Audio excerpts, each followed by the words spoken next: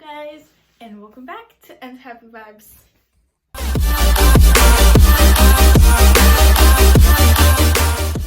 Hi guys, so today on Untitled Vibes, as you can see, my room has been redecorated, but we're not doing a room tour today.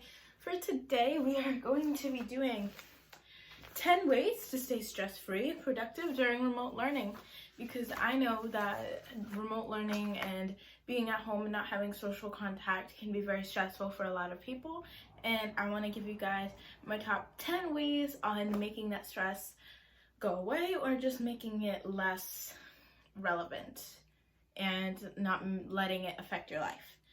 So let's get started. So number one is have a planner. I have this happy planner that says it's cool to be kind, and I love it so much. I use it for school, so it's really cute. I put my passwords for things here, which I've only written one, and then if you flip through, you go to September.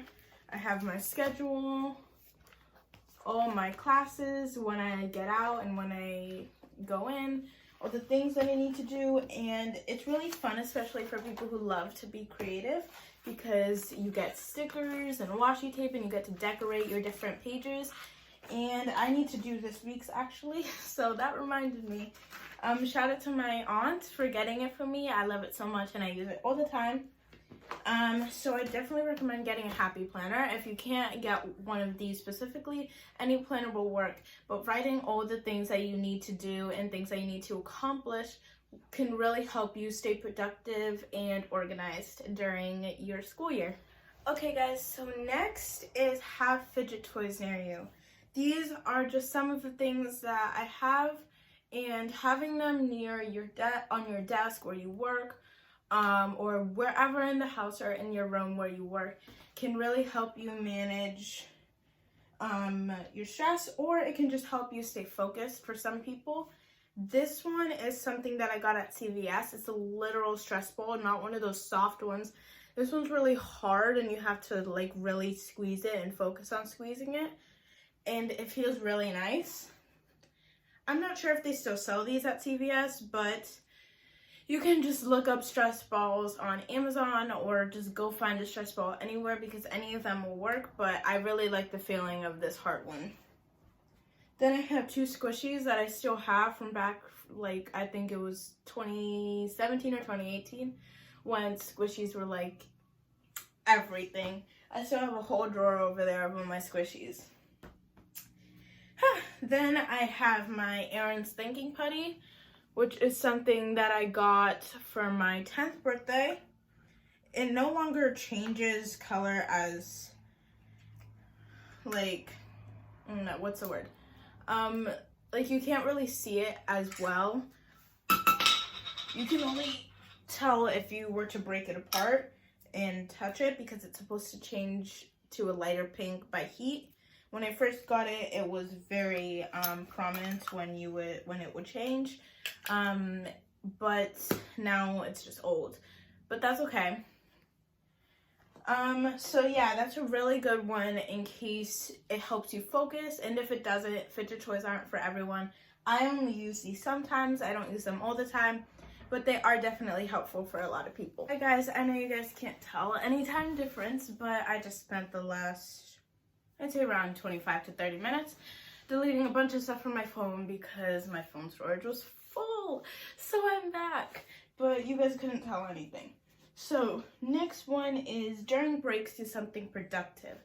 I see a lot of kids on during class, during like our 5-minute breaks, they just go on their phones. But I say that even if it's for 5 minutes, do something productive. Organize your desk if it got messy. Put things away that you're not going to use anymore. Read a book. Even if you're only going to read a couple of sentences, it's still better than just being on your phone, because looking at a screen will distract you, and it will start making you think about what you just saw on your screen and laughing about a joke that your friend texted you during school, instead of doing something productive. Yes, I know that you can think about a book during school, but there's a difference. so next is after classes, do something you love. After classes, I hang out with my family, I watch Netflix, which is probably not the most productive thing, but first I hang out with my family.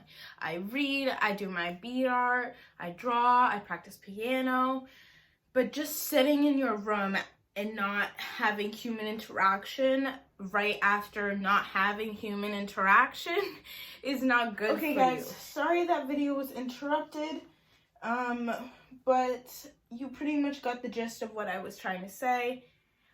Just make sure that you're doing things that you love and productive things, so that you are not staring at a screen all day. Next one is don't do things last minute. I know a lot of people, when under stress, they tend to make it worse by procrastinating and doing things right before they're due. But sometimes, actually all the time, you need to just sit down on your desk or wherever you do your work. The bed is probably not the best place, because then it tells your brain, oh, this is a place where we're awake and we're studying and we're doing homework, and then it's harder to fall asleep. So saving your bed for things when you're relaxing or you're just comfortable, that's what a bed's for. That's why having a desk or even working on the floor. I know not all people have a desk, so maybe working on the floor or at a dining room table is just better than working on your bed. So not doing things last minute can help you a lot, because doing things last minute can make it wrong because you're rushing and then you get a bad grade and then you're upset, or your parents are upset and you don't really care. Either way, someone's upset. Your teacher's upset, your parents are upset, or you are upset. It just depends how your life is. But either way, someone is affected. So I know that doing things last minute does not help anyone at all. Okay, so the next one is have a consistent schedule. As you could see in my Happy Planner, totally not sponsored, but please sponsor me. I have all the things that I need to do. This was the week before school. And then this is, nope.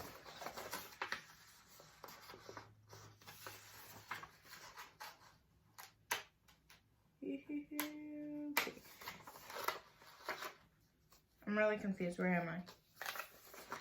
Why did I write first day of school there? Oh yeah, because this is a month thing. I was really confused. Okay. So the week before school, it was empty, mostly because I didn't write anything in it, but I didn't have anything to do. And then I have, no, this was the first week of school where I only had 3 hours of school. Then we have this, where I have all my different classes for each day. And it looks very overwhelming. And honestly, sometimes when I first started, I was afraid that it was going to be so overwhelming that I wasn't going to be able to handle it.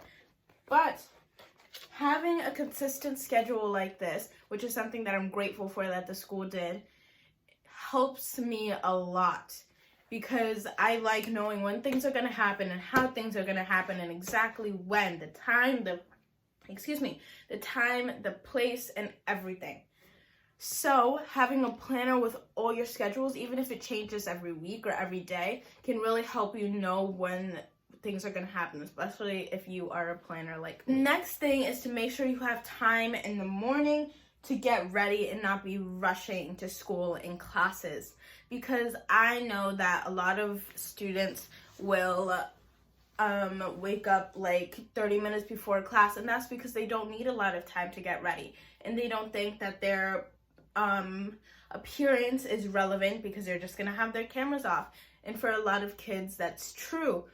But I still suggest waking up earlier, because waking up earlier feels so good. It makes you feel very productive, and it makes you feel like you did something that day. Even if you're not going to have your camera on, wake up early, read a book, get out of bed, stretch, do some yoga, take a shower.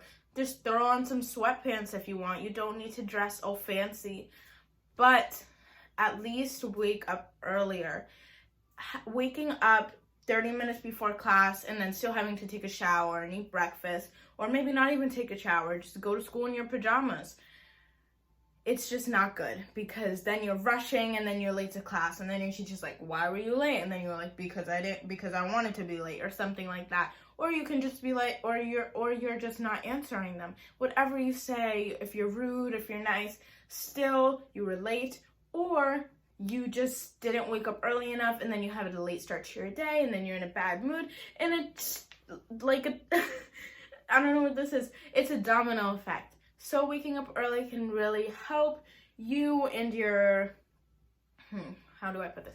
You and your health, I guess. Not your health as in physically, but more as in mentally. The camera thing leads me to my next one. Keep your camera on and participate in class. I know that a lot of kids don't want their camera on, maybe because they don't have a nice angle or they feel uncomfortable, but at least have your camera on and cover it with something, because I feel really bad for teachers, because not just because it's a TikTok trend, but I feel really bad for teachers when all the kids aren't answering their questions, or they have their microphones and their cameras off for the entire class, because they just look like they really want to try to help you. And with your camera off, they cannot give you the school experience that they are paid for and that they're told to do. They're not paid for it enough, but that's a different conversation. That was a lot of words. So just participating in class is better than being quiet the whole class and maybe not even paying attention, or maybe you are paying attention and your camera's just off. But either way, letting the teacher know that you are present and that you know what they're saying and that you're understanding is better than nothing. Even if you have your camera off and you cover it with a blanket or something, they know that at least... Actually, you know what? That doesn't really change anything, because they still can't see you. Scratch that. That's still kind of having your camera off, because they can't see you anyway. But you guys get the point. Having your camera on can make the teacher feel very good and like they are actually doing something and teaching you something, just so that they know that you're not just out and about doing whatever you want during class, and then, it's just not the same. One is keeping your space organized. So, we are going to move over here to my desk. Welcome. This is my new desk. It is a mess right now. So I decided to keep it a mess before I didn't clean it before I filmed this, just so that I could do a time lapse of me cleaning this. I just want to show you guys how important and how better your space can look after you clean it. So we're gonna put on a time lapse of that, and let's get started.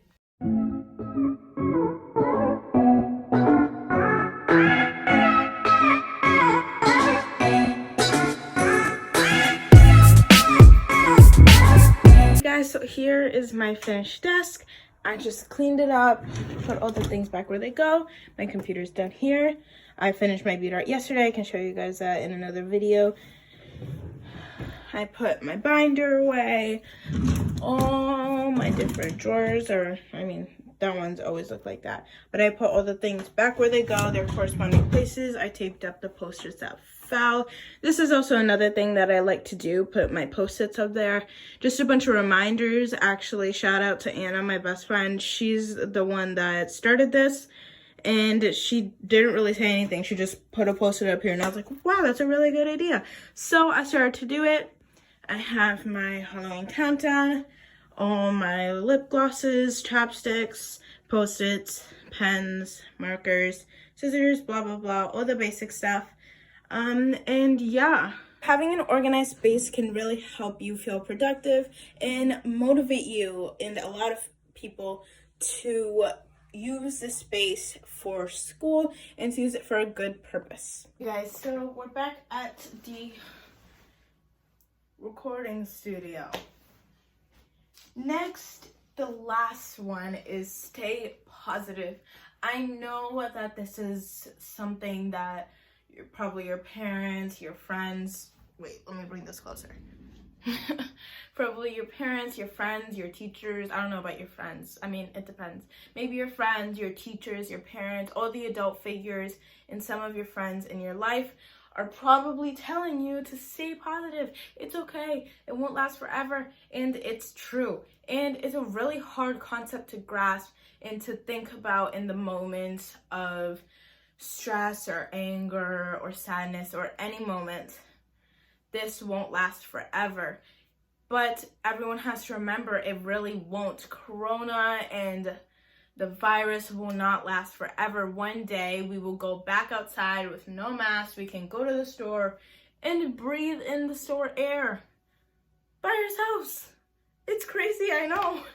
But it's gonna happen one day, and it's, my goodness, it's gonna take a while, but it will happen. So staying positive is really the only thing that we can do for now. And it's something that we need to learn how to do very well, or else the world will come tumbling down. Okay guys, so I hope you liked this video. I enjoyed making this video, and I hope you guys liked watching it. I hope you guys have a great day, a great year, a great life, a great everything. Remember, you are beautiful and amazing. I love you guys. Bye.